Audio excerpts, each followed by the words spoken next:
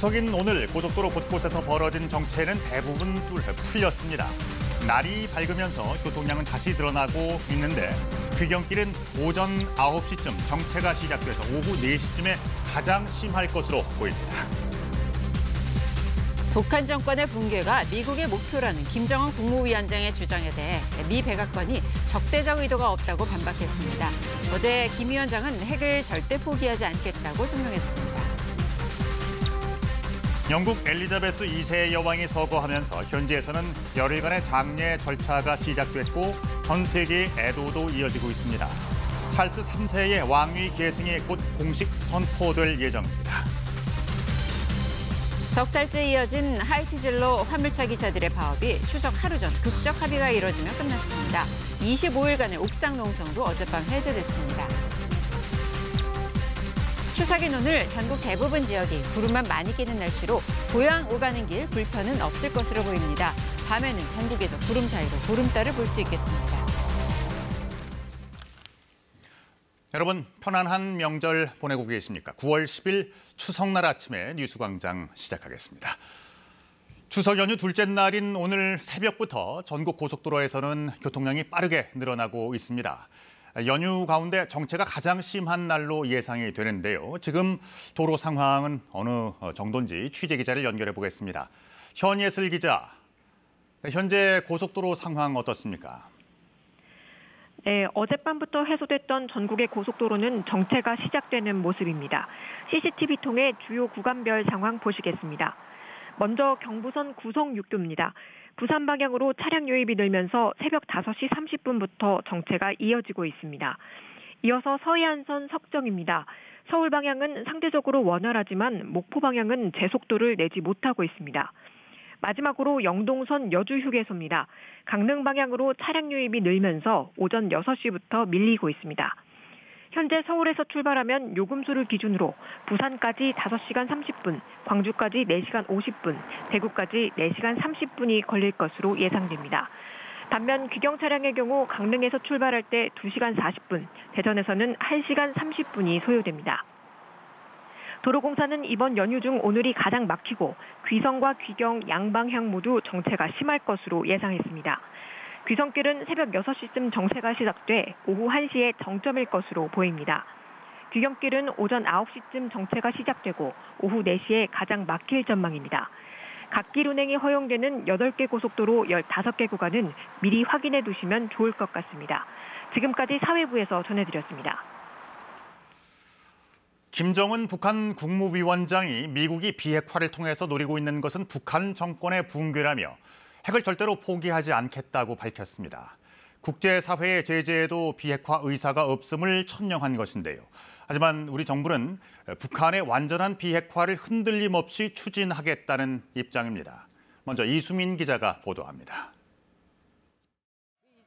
우리나라 국회에 해당하는 북한 최고인민회의 시정연설에 나선 김정은 국무위원장. 핵무기는 미국의 위협에 대한 자위권 차원의 억제 수단이자 절대 병기라고 주장했습니다. 북한 비핵화를 추진하는 미국의 목적은 궁극적으론 북한 정권의 붕괴라면서 비핵화는 있을 수 없다고 강조했습니다. 절대로 먼저 핵 포기란 비핵화란 없으며 그를 위한 그 어떤 협상도 그 공중에서 서로 맞바꿀 흥정물도 없습니다. 핵 개발에 대한 국제사회의 제재에 대해선 당과 정부에 대한 인민들의 불만을 야기시키려는 것이라고 말했습니다. 하지만 핵무력은 인민의 운명이라며 지금 겪고 있는 곤란을 잠시 면해보자고 자위권을 포기하진 않겠다고 했습니다. 적들의 오판이고 오산입니다. 백날, 천날, 10년, 100년을 제재를 가해보라 합시다. 핵 개발의 정당성을 강조하면서 핵 포기 의사가 없음을 천명하고 제재 국면에서 주민들이 겪는 고통의 책임도 국제사회로 돌린 겁니다. 북한의 정책이 달라지면 협상을 할 수 있다라고 하는 인식을 보여주는데 북한 입장에서는 그런 것은 없다.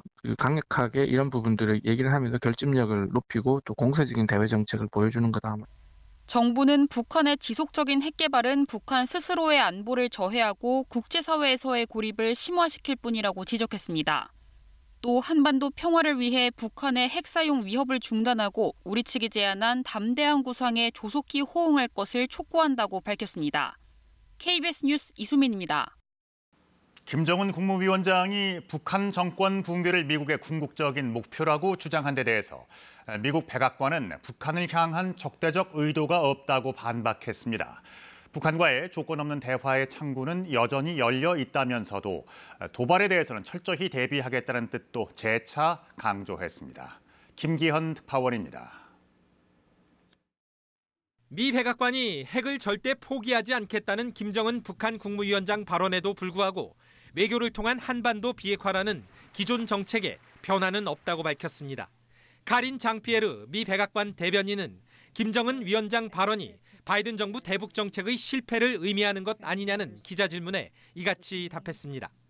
장피에르 대변인은 특히 미국은 그동안 북한을 향해 적대적 의도가 없다는 점을 명확히 해왔다며 조건 없는 대화 요구에 응하지 않고 있는 것 북한이라고 강조했습니다. We have no hostile intent toward the DPRK, and as we have said, and North Korean officials, including Kim Jong-un, have publicly noted, we continue to seek diplomacy. 반면 미국은 동맹국들과 협력해 북한의 위협에 대응하는 데 집중하고 있다는 점도 재차 확인했습니다.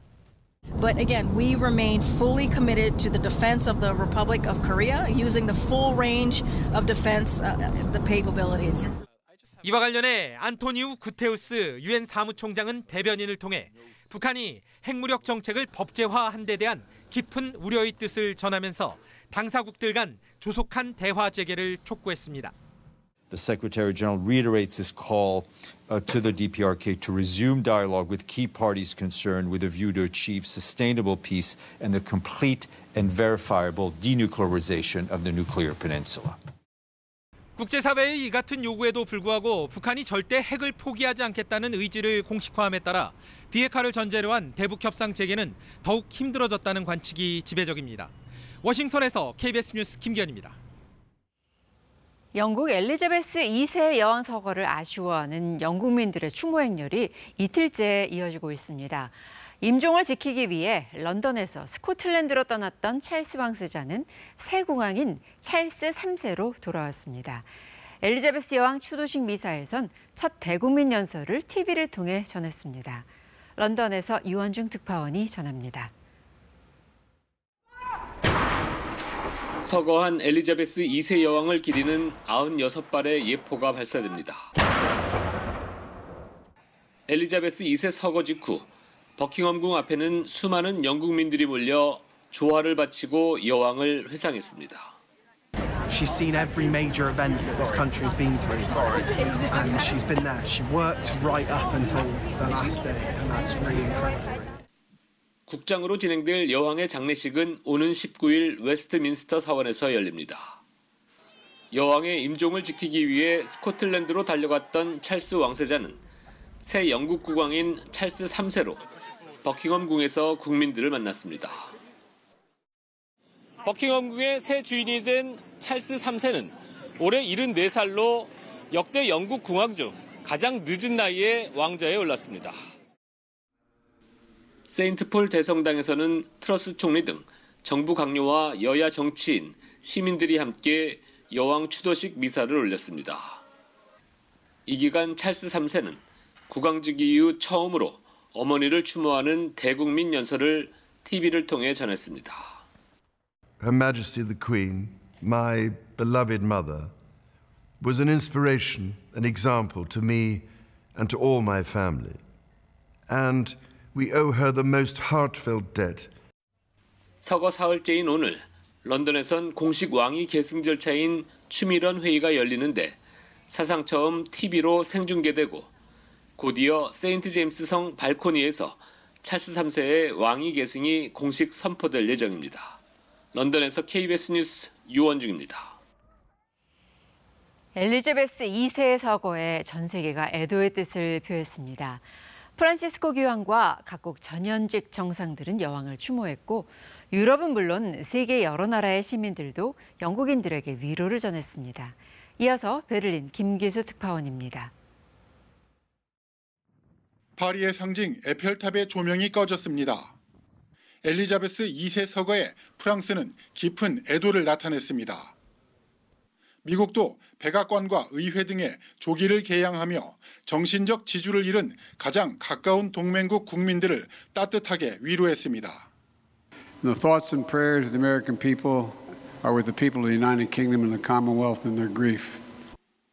영연방 국가인 호주는 2주간 의회 일정을 중단하기로 했고 뉴질랜드도 국가 공식 애도 기간을 선포했습니다. This time of mourning will pass, but the deep respect and warm regard in which Australians have always held for Her Majesty will never fade. May she rest in eternal peace. 프란치스코 교황은 여왕이 아낌없는 봉사의 삶을 살았다면서 의무에 헌신한 본복이라고 최고의 경의를 표했습니다.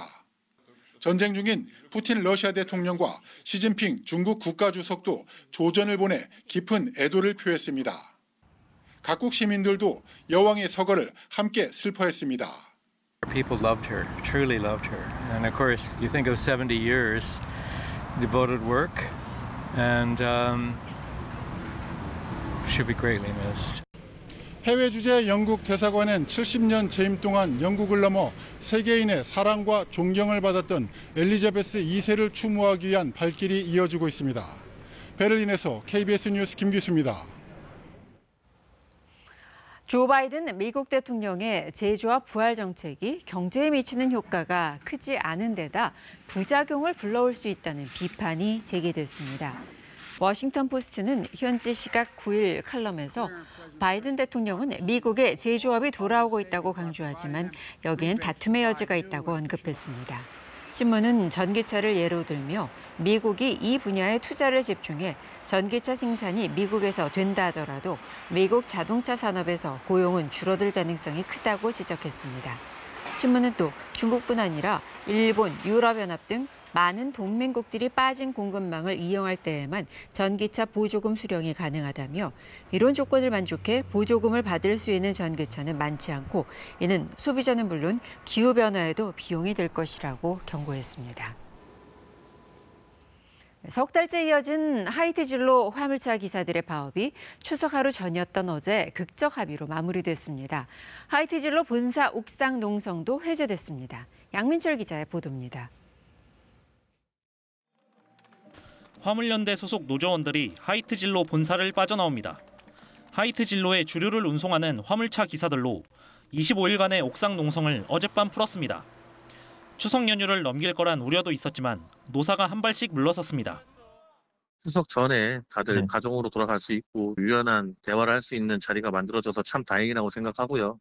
하이트 진로 본사와 화물연대 하이트 진로 지부는 20차례 넘는 교섭 끝에 합의안에 최종 서명했습니다. 파업의 3대 쟁점 중 손해배상 가압류 철회와 해고자 전원 복직 문제가 먼저 풀렸습니다. 사측은 27억 원대 손해배상 소송과 민형사 조치를 모두 취하하고 계약 해지했던 기사들과도 재계약하기로 했습니다.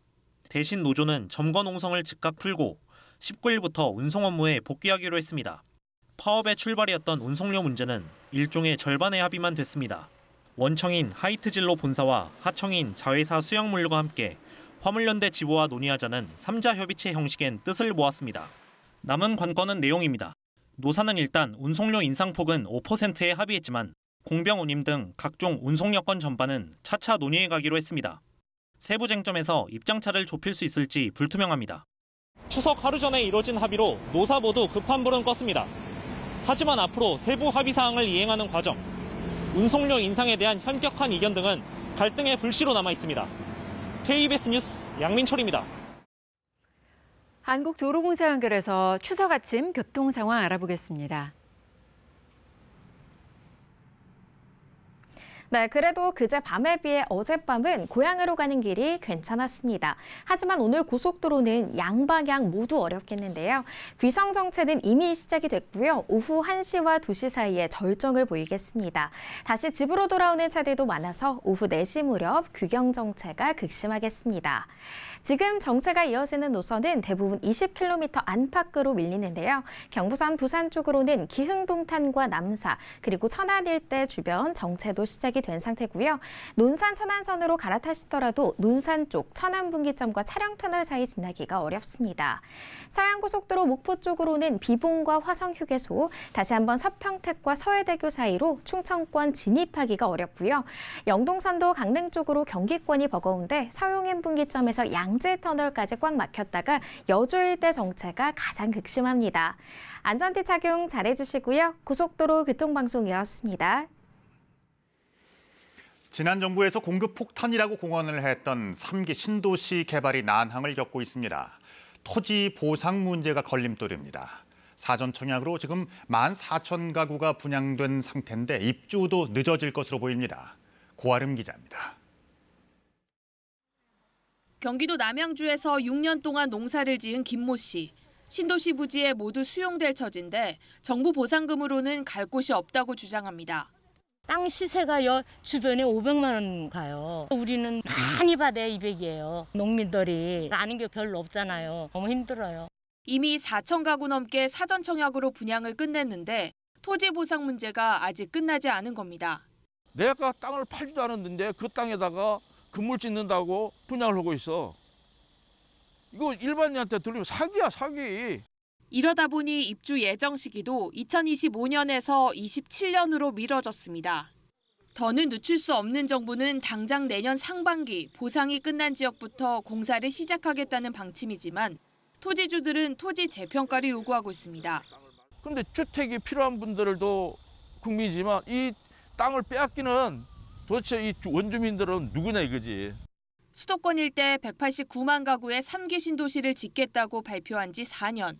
하지만 예정지 9곳 가운데 토지 보상이 마무리된 곳은 인천 계양이 유일합니다. 광명시흥 등 남은 3곳은 보상 절차를 시작도 못했습니다. 당초 발표대로 입주를 할 수 있는 곳은 한 곳도 없습니다. 여기에 문화재가 발굴될 가능성이 높은 일부 지구의 입주는 더 늦춰질 수도 있습니다. 환경 문제 그리고 경제 상황이 바뀌면서 차질이 빚는 경우가 많이 있기 때문에 이 계획도 늦어질 가능성이 상당히 있습니다. 3기 신도시에서 사전 청약으로 분양된 물량은 14,000가구. 입주 지연으로 혼란이 예고된 가운데 정부는 이미 공고문을 통해 입주 예정일이 달라질 수 있다는 안내를 했다는 답만 되풀이하고 있습니다. KBS 뉴스 고아름입니다. 이른바 박사방 사건의 주범인 조주빈에 대해 선고된 추징금 1억여 원 가운데 집행된 액수가 7만 원뿐이라는 보도 이미 전해드린 바가 있는데요. 조주빈에 대해서 형사처벌과 추징금 판결이 확정된 것은 지난해 10월이었습니다. 이제 형사재판이 마무리되면서 피해자들의 손해배상 소송이 이어질 차례인데요. 하지만 확인된 피해자 25명 가운데 지금까지 소송을 한 것은 단 1명뿐이었습니다. 이유가 무엇인지 조지현 기자가 취재했습니다. 2년 가까이 시간이 흘렀지만 피해자들에겐 생생한 고통입니다. 시간이 조금 지나면서 좀 무뎌졌을까 생각했는데 눈 마주치는 사람이 있으면 알아봐서 저러는 건가? 가해자들에게 실형이 확정된 후 이제 끝난 것 아니냐 묻는 듯한 주변의 시선에 가슴이 답답하다고 했습니다. 형량 너무 많이 나왔다 하는데 저희가 받은 고통에 비해서 정말 아무것도 아니거든요. 이런 상황에서 들려온 한 피해자의 손해배상 소송 소식. 석 달 전 5천만 원 배상 판결이 확정됐다는 얘기를 듣고 소송을 낼까 고민했지만 사실상 포기했습니다. 소송 서류 등의 개인정보를 적어야 하기 때문이었습니다. 이사를 간다거나 이름을 바꾸신 분들도 있고 하는데 바뀌어진 주소, 바뀌어진 이름이 그 사람한테 다시 알려지는 거잖아요. 이런 이유로 조주빈의 피해자 25명 중 민사소송을 낸 건 지금까지 1명뿐입니다. 고사람들 집 주소 또 소장을 보내야 되고 그 소장 받으면 제 인적사항 다 알게 될 것이고 2년 전 국회에서는 민사소송 때 피해자 개인정보를 비공개할 수 있게 하는 법안이 발의됐지만 논의는 멈춘 상태입니다. 이 법안을 논의에 통과시킨다 해도 조주빈의 피해자들에겐 달라지는 게 없을 수도 있습니다. 추징금처럼 강제 집행 절차를 밟아야 하는데 이 과정에선 피해자 정보가 보호되지 않기 때문입니다. 이름이 적혀 있고 주민등록번호가 있고 주소가 있어야 그것을 근원으로 해서 강제 집행을 할 수 있는 것이거든요. 기존에 나와 있는 그런 법률안으로는 충분하지는 못합니다. 디지털 성범죄 피해자들에게 온전한 일상의 회복은 아직도 갈 길이 먼 얘기입니다. KBS 뉴스 조지현입니다. 검찰이 지난 대선 기간 동안 이재명 당시 더불어민주당 대선 후보의 선거운동을 지원했던 것으로 의심되는 불법 조직을 적발하고 수사에 나섰습니다. 수원지방검찰청은 대전 충남 지역에서 운영된 포럼 형태의 소규모 외곽 조직이 이재명 후보를 위한 불법 선거운동을 한 혐의를 포착하고 실질적인 운영자로 보이는 전모 씨를 어제 불구속 기소했다고 밝혔습니다. 검찰은 지난 대선과 관련된 공직선거법의 공소시효가 어제로 만료되는 점을 감안해서 전 씨를 먼저 기소했고 추가 수사를 이어나갈 계획입니다. 지난 대통령 선거 기간 동안 윤석열, 이재명 후보와 그 배우자들에 대한 허위 사실을 공표한 혐의를 받는 유튜브 채널 운영자들이 재판에 넘겨졌습니다. 서울중앙지방검찰청은 유튜브 채널 가로세로 연구소를 운영한 강용석 변호사 등 3명과 유튜브 채널 열린공감TV 정천수 전 대표 등 3명을 공직선거법 위반 등의 혐의로 기소했다고 밝혔습니다. 강 변호사 등은 유튜브 가로세로 연구소에서 이재명 후보가 어린 시절 소년원에 다녀왔다고 주장하고 부인 김혜경 씨가 지난해 11월 자택에서 다친 사건과 관련한 내용을 내보내면서 허위 사실을 공표한 혐의를 받습니다. 정 전 대표 등은 유튜브 열린공감TV에서 김건희 여사와 관련한 이른바 줄리 의혹 등을 보도해 허위 사실을 공표한 혐의 등을 받습니다. 민족의 대명절 추석 연휴가 시작됐지만 태풍으로 소중한 보금자리를 잃은 이재민들에게는 먼 이야기입니다. 불과 며칠 전 태풍 흰남노가 남긴 상처로 500명에 육박하는 이재민들이 여전히 대피소에서 머물고 있는데요. 명절 준비로 분주하던 예년과 달리 무너진 집을 지으며 쓸쓸한 추석을 맞게 됐습니다. 대피소에 머물고 있는 이재민들을 윤희정 기자가 만나봤습니다. 복지회관에 노란 텐트가 줄지어 늘어섰습니다. 태풍 흰남노로 보금자리를 잃은 주민 100여 명이 머물고 있습니다. 낮엔 복구 작업을 위해 집으로 갔다가 밤에는 이곳으로 돌아와 쪽잠을 잡니다. 식사도 배부받은 도시락으로 때우는 상황. 추석 준비는 엄두도 못 냅니다. 못하지 어떻게 하노. 집이 들어가서 하지도 못하고 엄두도 못 나고 뭐 가스가 들어오나 뭐가 들어오나 뭐. 이번 태풍으로 경북 포항과 경주 등에서 발생한 이재민은 1,300여 명. 아직까지 집에 돌아가지 못한 이재민도 480여 명에 달합니다. 집이 온통 흙더미로 뒤덮인 데다 가재 도구들이 망가졌기 때문입니다. 태풍이 휩쓸고 간 마을입니다. 마을 곳곳에는 이렇게 침수로 인해 쓰지 못하게 된 집기들이 쓰레기 더미처럼 가득 쌓여 있습니다. 명절에 자식들이 오면 나눠주려 했던 농작물도 못 쓰게 됐습니다. 혹시나 하는 마음에 말려보지만 속만 더 상합니다. 3분의 1을 내버려야 돼. 혼자 골래가 말라요. 끝이 보이지 않는 복구 작업에 연휴 내내 매달릴 수밖에 없습니다. 자원봉사자와 군인, 경찰까지 나서 한 마음으로 도와주고 있지만 피해가 워낙 크다 보니 기약이 없습니다. 얼마나 걸릴지는 모르겠어요. 이게 결국은 이제 자원봉사자도 도움도 필요하지만은 그 이제 큰 거, 덩치 큰 거나 끄집어내고 이거 뻘고 누가 끌어냅니까? 내가 알면 누가 끌어내길 사람이 없잖아요, 그죠? 태풍 피해로 삶의 터전을 잃어버린 이재민들. 어느 때보다 쓸쓸한 명절을 맞게 됐습니다. KBS 뉴스 윤희정입니다. 전현희 국민권익위원장은 감사원이 국민권익위에 중대한 비리가 있는 것처럼 감사 내용을 누설하고 있다며 명백한 먼지 털기식 사퇴 압박용 망신 주기를 하고 있다고 주장했습니다. 전 위원장은 어제 SNS에 올린 글에서 감사원이 중대비리 사안처럼 누설한 식사비 34,000원 사안은 식비 정산 과정에서 흔히 있을 수 있는 경미한 실수이지 청탁금지법 위반으로 보기 어렵다며 이같이 밝혔습니다. 앞서 조선일보는 전 위원장이 지난해 2월 외부 인사들과의 오찬에서 1인당 34,000원짜리 밥을 제공했고 직원들이 이후 서류 내용을 수정해 청탁금지법 위반 사실을 감추려 한 것을 감사원이 들여다보고 있다고 보도했습니다. 이웃 간 층간소음은 때로는 강력범죄로 이어지면서 사회적 문제가 되고 있는데요. 청주의 한 아파트가 이른바 칭찬 릴레이로 층간소음 해결을 위한 이색적인 실험에 나섰습니다. 송국희 기자입니다. 우리 집 바닥은 아래층 천장이에요. 소음 발생에 더욱 주의해주세요. 어린아이의 청아한 목소리부터 슬리퍼를 신으면 발걸음 소리를 더 줄일 수 있어요. 어른 목소리까지 청주의 한 아파트 입주민들이 녹음한 안내 방송입니다. 여느 아파트들처럼 층간소음이 심했던 이 아파트가 고민 끝에 낸 아이디어는 일명 알아주세요 콘테스트. 층간소음을 줄이기 위해 노력하고 있다는 걸 아파트 온라인 카페에 공개적으로 알리는 방식입니다.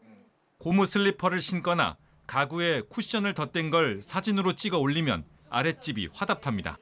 매트도 까시고 그런 이제 노력들을 알게 되니까 혹시나 조금 시끄러워도 저희가 더 이해를 하게 되는 거. 윗집은 되려 아랫집이 고마울 따름입니다. 기분이 좋아요.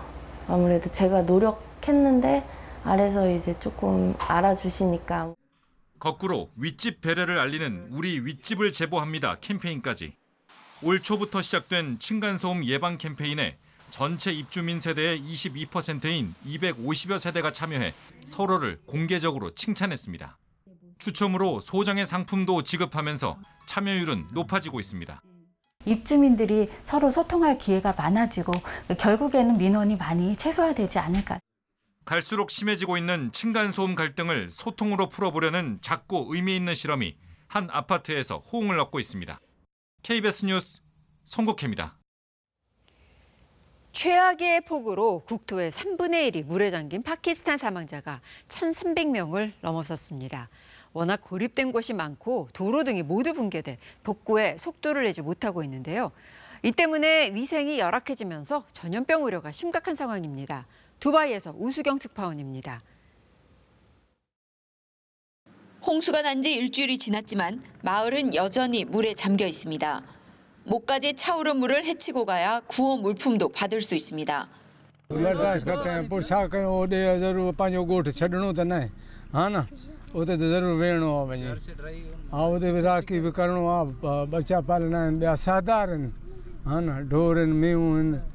거리에 임시로 설치한 텐트들은 이미 포화 상태입니다. 사망자는 1,300명을 넘어섰고 170만 채에 가까운 주택이 무너졌습니다. 인구의 15%인 3,300여만 명이 수해를 입었는데 이 가운데 3분의 1이 어린이입니다. 특히 위생이 악화되면서 콜레라와 장티푸스, 피부병 등 전염병에 고스란히 노출되고 있습니다. 병원 앞에는 긴 줄이 늘어섰고 아픈 아기들로 넘쳐납니다.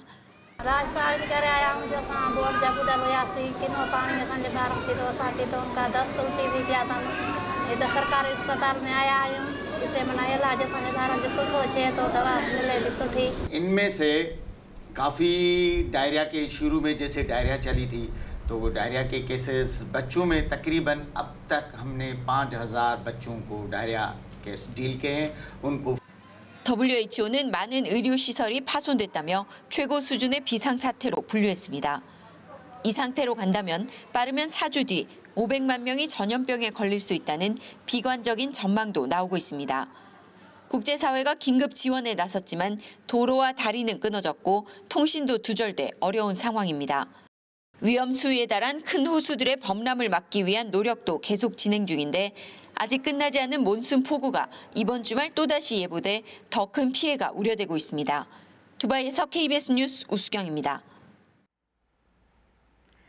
추석인 오늘 이동하실 때 날씨 걱정은 없겠습니다. 전국에 구름이 많이 끼겠고 일교차가 크게 벌어지겠습니다. 또 제주에는 5mm 안팎의 비가 조금 지나겠습니다. 내일과 모레는 하늘빛이 점차 흐려지겠고요. 일요일에는 동해안과 남해안, 제주에 비 소식이 있고 월요일에는 남부지방을 중심으로 비가 내리는 곳이 있겠습니다. 오늘 뜨는 달은 특별합니다. 무려 100년 만에 가장 둥근 보름달이 떠오를 텐데요. 전국 대부분 지역에서 구름 사이로 달을 볼 수 있겠습니다.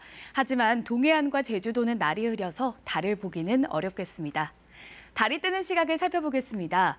서울은 오늘 오후 7시 4분에 달이 뜨겠고요. 제주는 오후 7시 2분, 광주는 오후 7시 2분 예상됩니다. 현재 기온 어제 아침과 비슷해 선선합니다. 서울이 19.1도, 울산 21.3도, 전주는 18.9도 가리키고 있고요. 한낮에는 어제보다 1도에서 3도가량 기온이 낮겠습니다. 서울 28도, 울산 24도, 대전은 26도 예상됩니다. 바다의 물결은 제주 먼바다에서 최고 3m까지 높게 일겠고요. 서해안과 제주 해안, 남해안에서는 바닷물의 높이가 높겠습니다. 해안가 저지대에서는 침수 피해에 유의하셔야겠습니다. 추석이 지난 이후에는 12호 태풍 무이파가 날씨에 큰 변수가 될 것으로 보입니다. 지금은 일본 오키나와 남쪽 해상을 지나고 있는데요. 태풍의 진로가 아직 유동적이기 때문에 최신 기상 정보를 확인하셔야겠습니다. 지금 나온 예보로 봐서는 다음 주 남부지방을 중심으로 비 소식이 있습니다. 날씨 정보 전해드렸습니다. 하반기 공채가 시작되면서 기업들마다 속속 채용 계획이 나오고 있습니다. 취업을 고대하고 있는 지원자들에게는 단비 같은 소식인데요. 하지만 갈수록 수시 채용이 늘어나고 경력직 우대 현상도 심화돼서 취업의 문이 오히려 좁아지고 있다는 분석도 나옵니다. 정세배 기자입니다. 취업 설명회장이 인파로 북적입니다. 코로나19 이후 모처럼 열린 대면 설명회여서 많은 취업 준비생들이 몰렸습니다. 국내 주요 대기업을 포함해 기업 300여 곳이 참여했습니다. 코로나 시대 때문에 기업 채용하는 게 되게 힘들다고 많이 느꼈는데 많이 몰랐던 정보들을 되게 많이 수집해서 가는 것 같습니다. 하지만 기대와 달리 취업문은 갈수록 좁아지고 있습니다. 기업들이 정기 공채를 줄이고 계열사별로 수시 채용을 진행하는 경우가 늘고 있어서입니다. 5대 그룹 가운데 정기 공채를 하는 건 삼성이 유일합니다. 올 하반기 대기업 10곳 가운데 6곳 이상은 수시 채용을 활용한다고 답했습니다. 또 신규 채용 인원의 3분의 1가량은 경력직으로 뽑을 계획이라고 밝혔습니다. 대기업들이 수시 채용과 경력직을 선호하는 건 효율성 때문입니다. 갈수록 복잡해지는 경영 환경에서 꼭 필요한 인원만 충원하는 게 능률적이란 겁니다.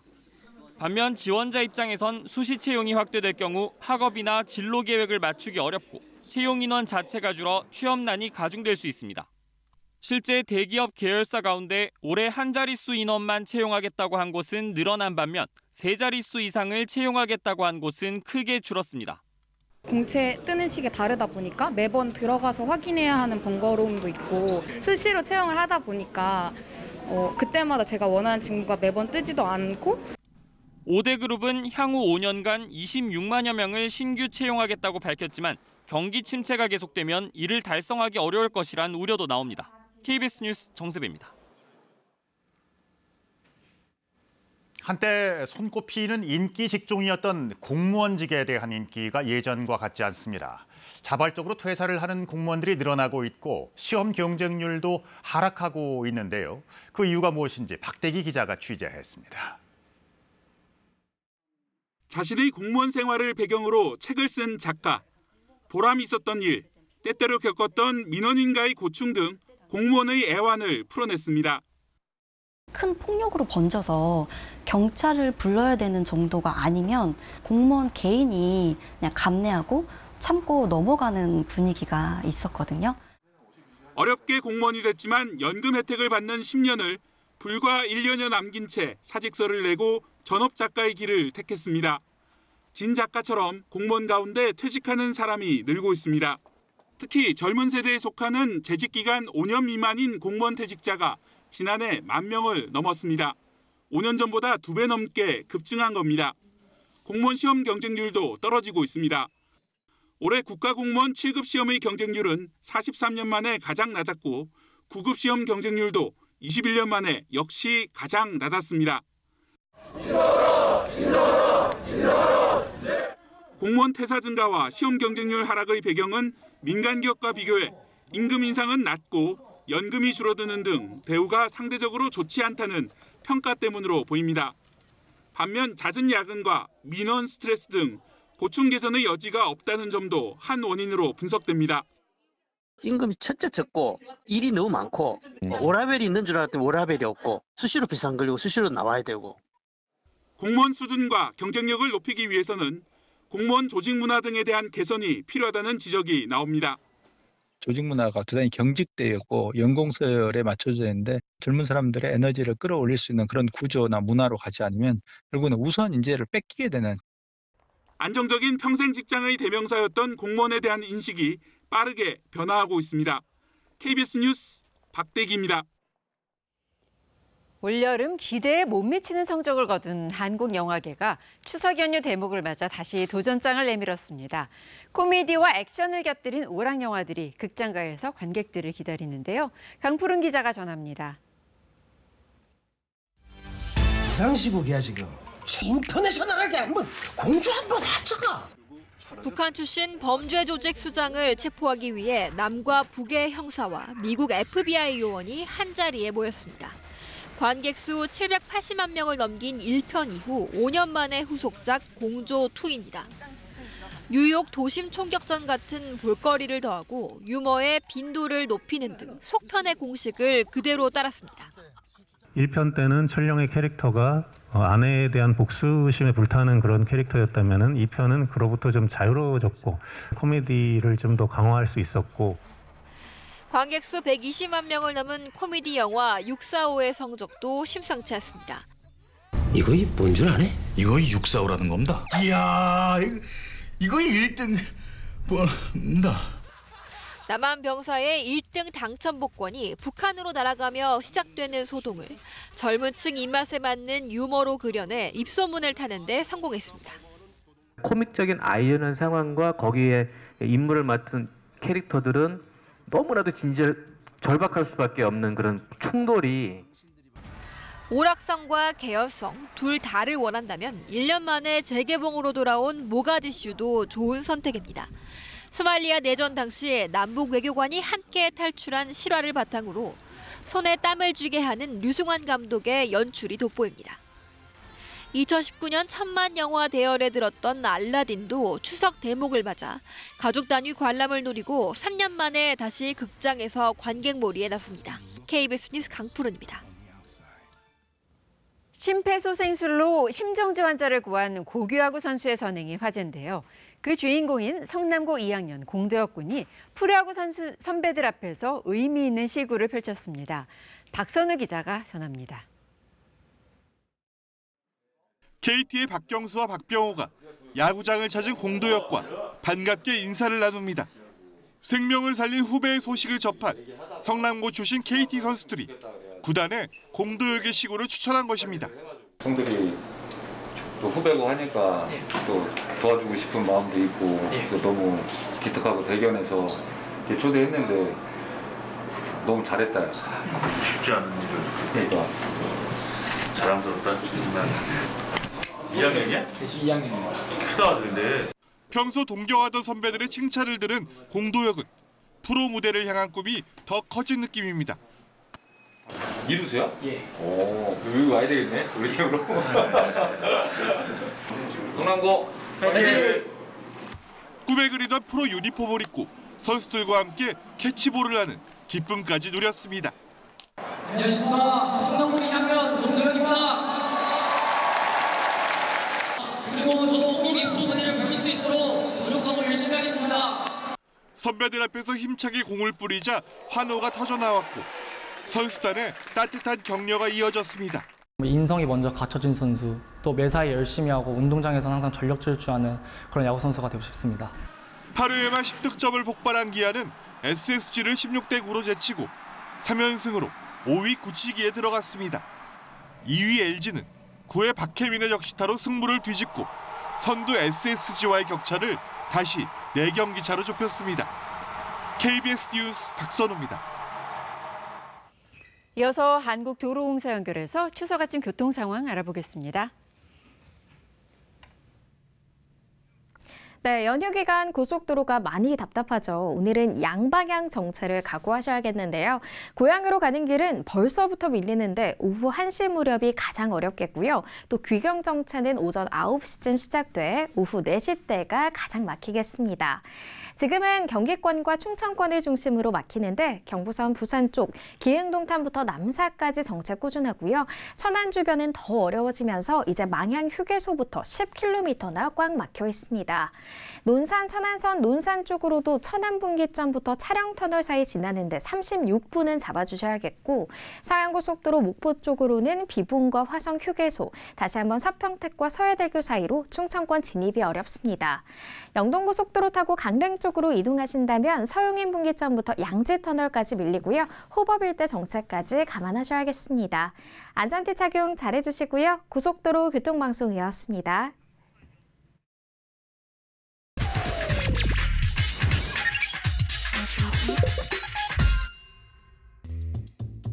어두컴컴한 이곳은 독일의 수도 베를린입니다. 지난달부터 전승기념탑, 베를린 성당, 샬로덴부르크 궁전 등 모든 공공명소의 조명을 껐습니다. 위네는 피크 시간이 아니면 신호등 불도 꺼집니다. 스페인은 올겨울 난방온도를 미리 발표했습니다. 19도 이상 높이지 못하도록 했죠. 공공기관은 물론 쇼핑몰, 영화관, 직장, 호텔, 기차역, 공항이 적용 대상입니다. 상점과 사무실도 밤 10시부터 불을 끄라는 지침도 내렸습니다. 네덜란드는 샤워 5분 이하 캠페인을 벌이고 있고요. 유럽의 풍경이 이렇게 바뀌고 있는 이유, 바로 가스 때문입니다. 밀가루 가격도, 국제 유가도 안정되고 있다고 하지만 유럽의 천연가스 가격은 그렇지 않습니다. 오히려 계속 치솟고 있죠. 지난해 대비 10배 이상 올랐습니다. 뭐 다들 아시다시피 러시아와 우크라이나의 전쟁 때문입니다. 유럽연합은 러시아가 우크라이나를 침공하자 러시아의 석탄과 석유 수입을 금지했는데요. 이에 열받은 러시아가 유럽의 천연가스 수출을 통제해버린 거죠. 그런데 최근 가스 배급제까지 생각하고 있던 유럽에 반가운 소식이 들렸습니다. 바로 이 부족한 천연가스를 러시아가 아닌 다른 나라에서 수입을 한 건데요. 이 귀한 가스를 수출한 나라, 바로 중국이었습니다. 중국이나 인도는 러시아 제재에 동참하지 않았습니다. 이번 우크라이나 전쟁의 최대 수혜국이 중국이고 러시아산 원유나 천연가스를 아주 값싸게 수입할 수 있다는 거고요. 유럽으로 수출하던 물량이 러시아는 할 수 없이 중국한테 팔 수밖에 없지 않겠습니까? 그만큼 이제 중국이 우월한 입장에 있는 거죠. 대량으로 구매할 수 있는 게 넘버원이 중국이고 두 번째가 인도니까요. 하지만 최근 중국이 코로나19로 경기가 어려워지고 에너지 안보 문제가 부각되자 중국산 석탄 사용을 늘리기로 결정하면서 러시아산 천연가스가 남아돌게 된 거죠. 중국은 이 가스를 사정이 급한 유럽에 되팔기로 했습니다. 중국이 일부 물량을 국제시장에서 판매하고 있다. 그거를 유럽이 일정 부분 급하기 때문에 구입할 수밖에 없다. 그렇게 생각합니다. 광저우 에너지 기업인 조보그룹은 가스 되팔이로만 1000억대의 차익을 남겼고요. 국영 에너지 기업인 시노펙도 300만 톤이 넘는 천연가스를 시장에 다시 내다 팔았다고 합니다. 중국 덕분에 유럽은 천연가스 비축률을 80% 가까이 끌어올릴 수 있었다는데요. 하지만 유럽의 에너지 위기가 이걸로 해결된 건 아닙니다. 이미 가스 가격이 너무 많이 오를 대로 올랐고 전쟁이 끝나지 않는 이상 가격은 계속 오르기 때문이죠. 독일 같은 경우는 원전을 아예 폐쇄하려고 했으나 마지막 남은 3개 원전을 다시 재가동한다든지 아니면 신재생에너지 더 투자를 해서 모자라는 전기나 가스를 대체하는 그런 방안을 지금 독일이 찾고 있습니다. 게다가 중국도 경기가 좋아지면 천연가스 되팔이를 하지 않을 가능성이 많아 유럽 에너지 상황은 여전히 불안합니다. 러시아가 아닌 다른 천연가스 생산국을 찾아본다면 뭐 까타르나 이란이 있겠는데 까타르도 이미 계약들이 다 돼 있어서 이란 같은 경우는 천연가스가 매장량이 거의 세계 2위, 러시아 다음인데 미국의 제재를 받고 있어서 유럽에 수출하기는 어렵고 여전히 내년에도 유럽은 이 가스 문제가 대두될 것으로 그렇게 예상이 됩니다. 근데 유럽의 에너지 위기, 우리나라에 영향은 없을까요? 우리가 수입하고 있는 까타르의 LNG 가격이 벌써 2배나 올랐고요. 가스를 이용한 또 전기를 생산하고 있어서 결국 전기 요금까지도 이미 10월 달에 우리나라 전기 가스 요금 인상이 예고돼 있습니다. 서민 경제에도 큰 영향을 준다 이렇게 봐야 되겠습니다. 국제 에너지 가격 상승에 우리도 마냥 안심할 수는 없을 것 같습니다. 우크라이나 전쟁이 장기화되면 따라서 LNG 가격 급등이 예상되는데 장기 공급선에 차질이 없는지 정부에서 명확해지고 대책을 세우는 게 좀 필요하다고 생각합니다. 우리 모두 따뜻한 겨울을 보낼 수 있기를 바라봅니다.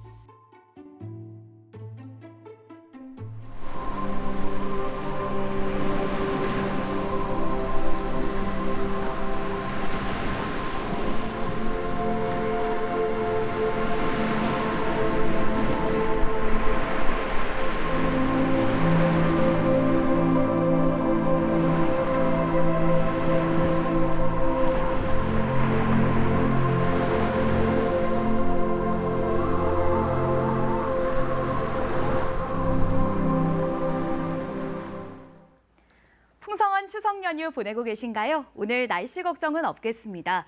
전국에 구름이 많이 끼겠고 일교차가 크게 벌어지겠습니다. 제주에는 비가 가끔 내릴 텐데요. 예상되는 비 양은 5mm 안팎으로 적겠습니다. 내일과 모레는 하늘빛이 차츰 흐려지겠고요. 일요일에는 동해안과 남해안, 제주에 비 소식이 있고 월요일에는 남부지방과 제주를 중심으로 비가 내리겠습니다. 오늘 뜨는 보름달은 특별합니다. 이번 추석 100년 만에 가장 둥근 달을 만날 수 있을 것으로 보이는데요. 해와 지구, 달이 일직선상에 뜨면서 가장 둥글고 온전한 형태의 보름달을 볼 수 있을 것으로 예상됩니다. 전국 대부분 지역에서 달을 볼 수 있겠지만 동해안 지역과 제주는 날이 흐려서 달을 보기는 어렵겠습니다. 달이 뜨는 시각 살펴보겠습니다. 오늘 부산이 오후 6시 53분 예상되고요. 서울은 오후 7시 4분입니다. 현재 기온 살펴보겠습니다. 어제 아침과 기온이 비슷해 선선합니다. 서울이 19.1도, 포항 21.5도, 전주는 18.9도 가리키고 있고요. 한낮에는 어제보다 기온이 1도에서 3도가량 낮겠습니다. 서울 28도, 전주 26도, 울산과 포항 24도 예상되고요. 제주는 27도 예상됩니다. 바다의 물결은 제주 먼바다에서 최고 3m까지 높게 일겠고 남해상과 동해상에서도 물결이 최고 2.5m로 약간 높게 일겠습니다. 서해안과 제주 해안, 남해안에서는 바닷물의 높이가 높을 것으로 예상돼 해안가 저지대에서는 침수 피해 없도록 유의하셔야겠습니다. 추석 이후에는 12호 태풍 무이파가 날씨에 큰 변수가 될 것으로 보입니다. 아직 태풍의 진로가 유동적이라서 최신 기상 정보를 확인하셔야겠습니다. 날씨였습니다. 토요일 아침 KBS 뉴스광장 마칩니다. 풍성하고 행복한 추석 보내시기 바랍니다. 고맙습니다.